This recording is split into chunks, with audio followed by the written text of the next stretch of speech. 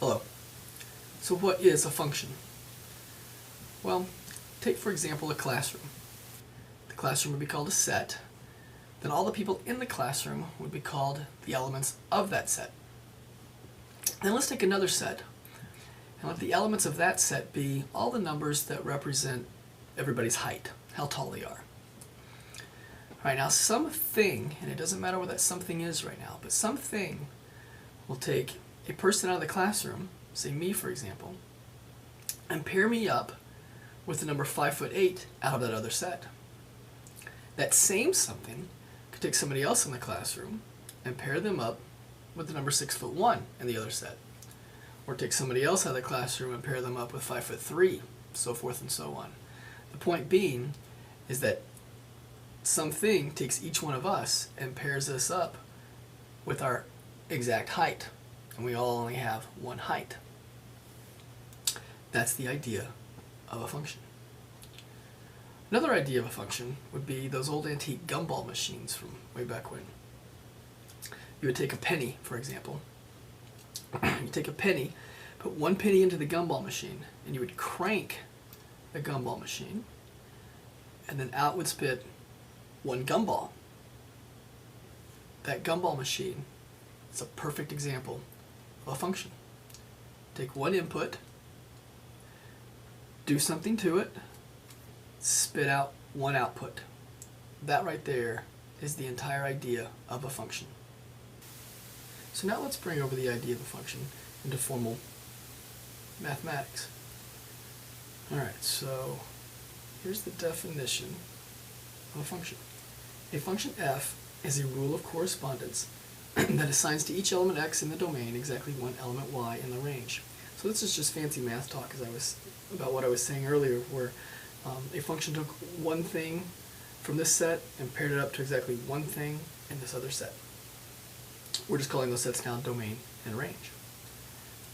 Alright, so now let's look at some pictorial examples of what a function is. So here are two sets. The one on the left we're going to call the domain, and the one on the right is called the range. Alright, so something, and again it doesn't matter what that thing is yet right now, but something says, well, let's take A from the domain, let's pair that up with 3 in the range.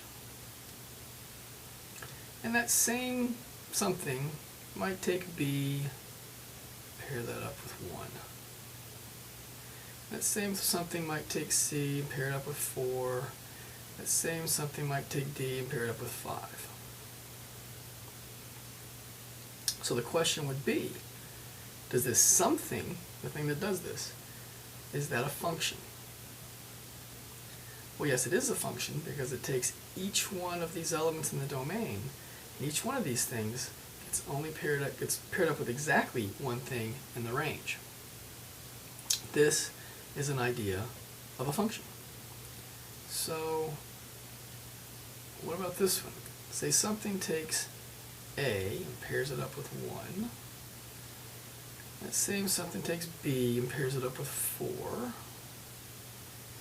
And then that same something says, well, let's take C and pair that up with D. C pair that up with 2. And the same something says, let's take D and pair that up with 4. So the question is this a function? Well, let's see if it meets the definition. Each element in the range, each element in the domain gets paired up with how many things in the range? Well, A goes to one thing, B goes to one thing, C goes to one thing, and D goes to one thing. It doesn't matter that B and D happen to go to the same thing. It's the idea that D gets paired up with one number, B gets paired up with one number. They just happen to be the same number. This is still an example of a function. So when do we not have something that's a function? I'll say something takes A and pairs it up with 2. Something has B and pairs it up with 1. C gets paired up to 4. D gets paired up to 3. and D gets paired up to 4. This is not a function because you've got one element in the domain getting paired up with two different elements in the range. Not a function. So that's the concept of what a function is. In the next video, we'll explore that in terms of mathematics, mathematical representations with graphs and ordered pairs, and then some function notation. Until then, study well. Please let me know if you have any questions.